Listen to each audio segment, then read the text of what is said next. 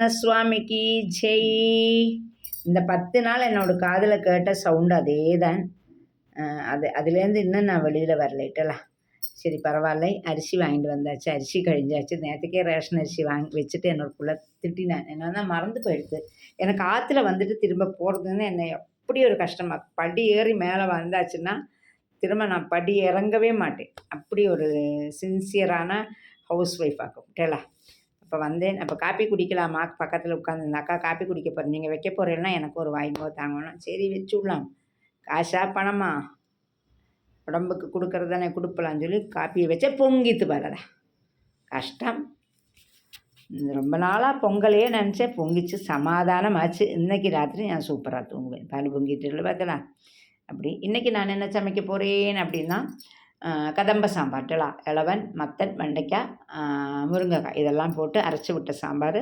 பக்கத்தில் அவள்கிட்ட கேட்டேன், சாம்பார் பண்ண போகிறேன், வேணுமா கேட்டால் கொடுங்கோன்னா, சரி உங்களுக்கும் சேர்த்தி பண்ணுறேன், நீங்கள் சமைக்காதுங்கோன்னு. தீபிகாவுக்கு போய் கேட்கலான்னு நினச்சேன், மொஷிகாட அம்மாவுக்கு. நான் வீடு வீடாக போய் கேட்பேன், வேணுமான்னு கேட்டப்போ வேண்டாம் நாங்கள் கீரை பண்ண போகிறோன்னா. சரி நீ உன்னோட சமையலே சாப்பிடு, நான் அவளுக்கு மட்டும் கொடுக்குறேன்னு சொல்லிவிட்டு அரைச்சி விட்ட சாம்பார் பண்ணேன். பருப்பு கொஞ்சம் தாராளமாக போட்டுட்டு என்னென்னா அவளுக்கும் வேணும்ல, அவளும் ஒரு 2-3 பேர் இருக்காளே, ஆளுக்கு ஒரு 2 கரண்டியாவது கொடுக்கண்டாமா, கொடுக்குறத போராக்கி சாப்பிடக்கூடாதே அப்படி சொல்லிவிட்டு அவளுக்கும் சேர்த்து வச்சுட்டு, இன்றைக்கி நான் என்ன பண்ணணும், 12 1:30 மணி ஆகிறத நான் சந்திரா மாமியாத்துக்கு போனோம். சந்திரா மாமி யார் அப்படின்னா, எங்கூட ஊபரில் வந்த ஒரு கஸ்டமர். அதுக்கப்புறம் பார்த்தா அவளும் நானும் பழகி அம்மா பொண்ணு மாதிரி அவ்வளோ ஸ்நேகமாயிட்டோம்.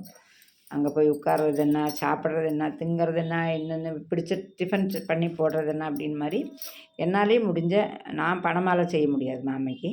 மாமி சிங்கப்பூரில் கொஞ்சம் இங்கே கொஞ்சம் இருப்பாள். அப்போ இங்கே வரத்தையெல்லாம் நான் போய் அவளுக்கு என்னென்ன முடியுமோ எதாவது ஹெல்ப் வேணும்னா கூப்பிடுவா, பண்ணி கொடுப்பேன். இன்றைக்கி அவளோட ஒரு வீடு இருக்குது, அது க்ளீன் பண்ணுறதுக்கு வேண்டி அது காலி பண்ண சொல்கிறா, அதுக்கு வேண்டி நான் கூட போயிருந்தேன். அங்கே ஒரு அஜி போகலாம்னா போயிட்டு வரேன். வந்ததுக்கப்புறம் நம்ம தெரிஞ்சவருக்கு ஒருத்தருக்கு உடம்பு சரியில்லை. எனக்கு ஒரு சில கார்த்தாலேருந்தே மைண்டு ஒரு மாதிரியாகவே இருக்கும், ஒரு மாதிரியாக இருக்கும். தோணித்து பகவான் ஒன்றும் வைக்க மாட்டார், ஆயுஸ் கொடுப்பார் எல்லாருக்கும் அப்படின்னு.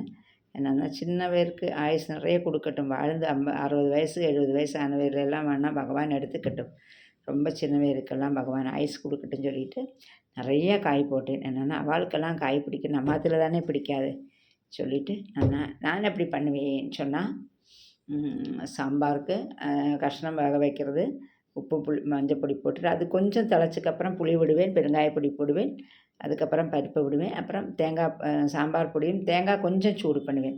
இப்போ நாங்கள் இன்னொரு ஐடியா வச்சுட்டுருக்கோம், உங்களுக்கு நீங்கள் எல்லாருமே சப்போர்ட் பண்ணால் நாங்கள் பண்ணலான்னு இன்னொரு சேனல் ஆரம்பிச்சு, அது சும்மா ரெசிபீஸ் மட்டும், என்னென்னா நம்மளோட பிராமணாலோட சமையலோட ரெசிபீஸு, ஸ்நாக்ஸோட ரெசிபி அந்த மாதிரி எல்லாம் போடலான்னு ஒரு ஐடியா இருக்குது.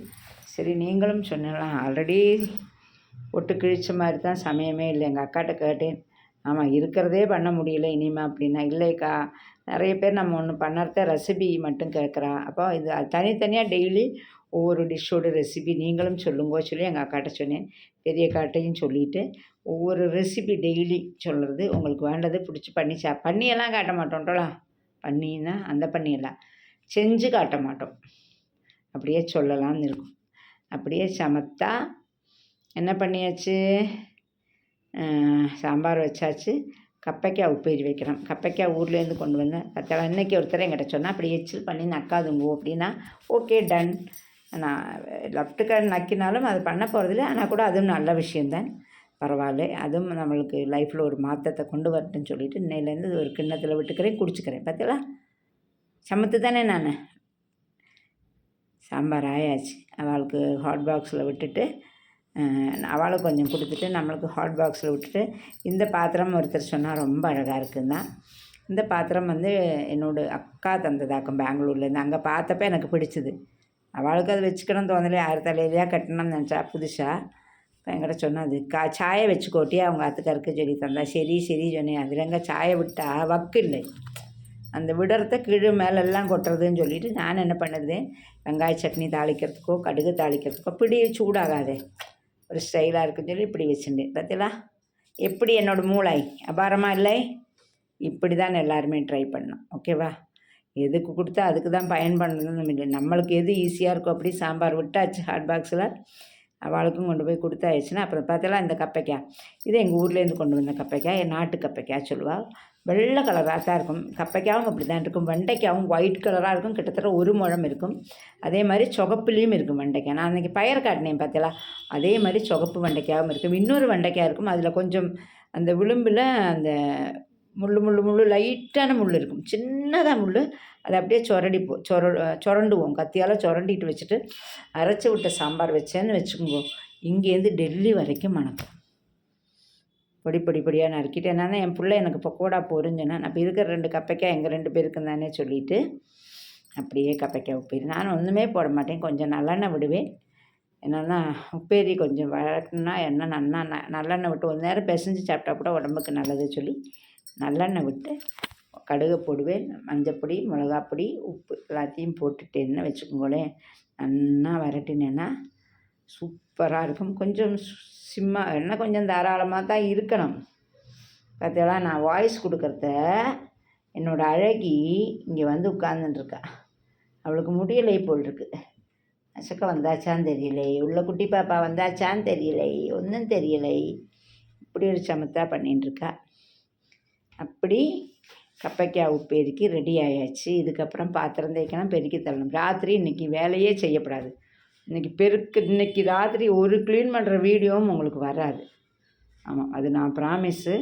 இன்னொன்று கூட அன்றைக்கி நான் படித்து ஒரே பாத்திரத்தில் இப்போ ஏன் பாத்திரம் நேற்றுக்கு இன்றைக்கி கொஞ்சம் இட்லி பண்ணால் தான் ஜாஸ்தியாகும், இல்லாட்டா ஏன் கம்மின்னா ஒரு நேற்றுக்கு நான் என்ன பண்ணேன், மசால் கறி பண்ணேன். பார்த்தா சமத்தாக பண்ணேன்.